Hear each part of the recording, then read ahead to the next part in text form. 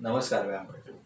मी केतन बळवंत सावंत आपल्या सगळ्यांचं सहर्ष स्वागत करतोय आपल्या यूट्यूब चॅनलमध्ये, ज्याचं नाव आहेच नाही.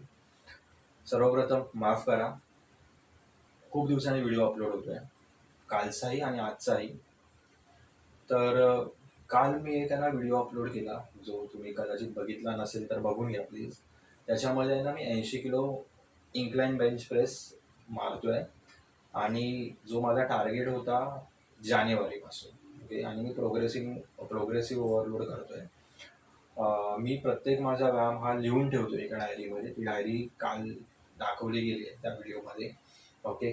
तर आजचा हा व्हिडिओ लगेच कालच्या व्हिडिओसाठी मला टाकणं गरजेचं होतं, कारण आहे ना एक चूक झाली होती. मी म्हणजे तो व्हिडिओ आहे ना, माझा एम असा होता की मला आहे ना 1.5 रेप मारायची होती कालच्या व्यायामामध्ये, पण मी आहे ना सव्वा पण म्हणजे एक पूर्ण केली रेप, आणि पुढच्या रेपला मी तो छातीवर घेतलेला मला वर जात नव्हता, म्हणून तो व्हिडिओ मी सारखा सारखा बघत होतो.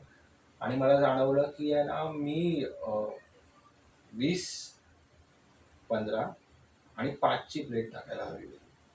आणि मला काल उशीर झालेला खूप कामावरनं घरी येईपर्यंत, आणि व्यायामशाळेमध्ये पण गर्दी झालेली. मला 9:15 वाजता व्यायामशाळेमध्ये गेलो मी, आणि साधारण 10ला व्यायामशाळा बंद होते. त्याच्यामुळे ना मी गडबडीमध्ये कदाचित 5 किलोच्या प्लेटऐवजी, कदाचित नाही नक्कीच 5 किलोच्या प्लेटऐवजी नजरचुकीने 10 किलोची प्लेट टाकली. आणि मी पूर्ण इतक्या झोनमध्ये होतो की मला मारायचं, मला आज व्यायाम पटकन संपवायचा, नाही तर व्यायामशाळा बंद होईल आणि माझा व्यायाम अपूर्ण राहील. आणि पोटाचा पण व्यायाम करायचा असतो, करतो आपण. त्यासाठी माझी खूप घाई चालू होती. बरोबर एक जण होते ज्यांचाही व्यायाम चालू होता, त्यामुळे मला उशीर होत होता, कारण मी इन बिटवीन सेट्स फक्त 10 सेकंडचा ब्रेक घेतो. म्हणजे प्रयत्न करतो की माझा ब्रेक 10 सेकंडपर्यंतच लागेल, पण मध्ये जर कोण असेल तर मग तो लांबवत जातो ब्रेक. त्यासाठी थोडी माझी धडपड चालू होती, आणि मी नजरचुकीने 5 किलोच्या ऐवजी 10 किलोची प्लेट टाकली.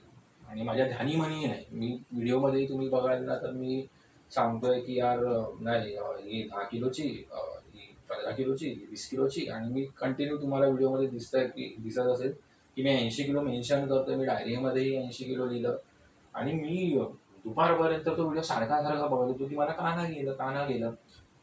तर मला पटकन लक्षात आलं की यार आपण आहे ना 80 किलोच्या ऐवजी 90 किलो वेट उचललं. कदाचित हे जर मला कोणी सांगितलं असतं व्यायाम करताना की अरे 90 किलो आहे, तर मी कचरलो असतो, मी नाही परफॉर्म करू शकलो असतो. पण माझ्या ध्यानीमनी नव्हतं, माझा मेंटल जो व्यायाम संपवण्यासाठी जो फोकस होता तो तिकडे जास्त होता.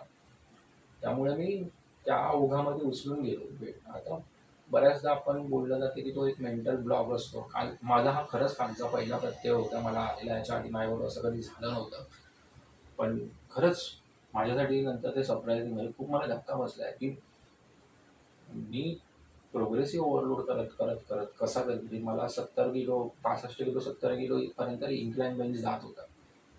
तो त्याचा ट्रॅक मी असा आधीपासून ठेवलेला नव्हता, पण मी ठरवून करत होतो मला कसं पण करून 80 पर्यंत जायचं. आणि काल नजर चुकीमुळे फक्त मला ते लक्षात नाही आलं, आणि मी माझ्या डोक्यामध्ये हेच ठेवलं की मी 80 किलो मारतोय, आणि मी तसाच बेंच उचलला, सॉरी इन्क्लाइन बेंच प्रेसचा रॉड उचलला आणि मारलं. एक सेट कंप्लीट केल्यानंतरही मला, कारण माझं तुम्ही बघाल तर मी गेल्या ह्याच्यामध्ये साधारण 7 मारलेले.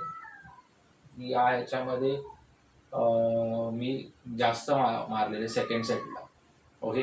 आणि परत गेल्या वेळेच्या माझ्या सेशनमध्ये मी 4 मारलेले. आणि सगळ्यात जो माझा वर्किंग सेट होता, जो मी 80 किलोचा म्हणून मारत होतो, त्याच्यामध्ये मी 5 मारलेले, आणि 5 काय 4 मारले ना, 4 मारलेले, सॉरी माफ करा, 4 मारलेले. 1 टच होता, 3 मला टच, 1 सेल्फ होता, 3 मला टच होते.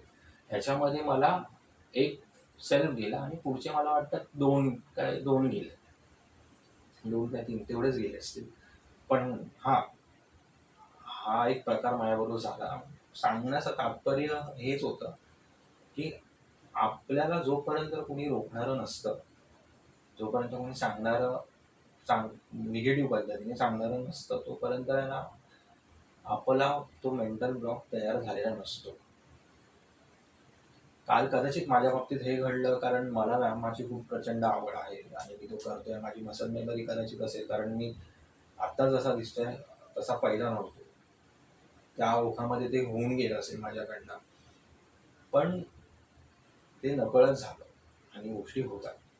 तुम्हालाही कधी ना कधी तो प्रत्यय आला असेल आणि जर आला नसेल तर तो यावा. म्हणजे तुम्हाला तुमची ॲबिलिटी लक्षात येईल की तुम्ही आपल्या लिमिट्सला कुठपर्यंत पुश करू शकता. तर हाच आपला आजच्या व्हिडिओचा विषय होता. मेंटली स्ट्रॉंग राहा.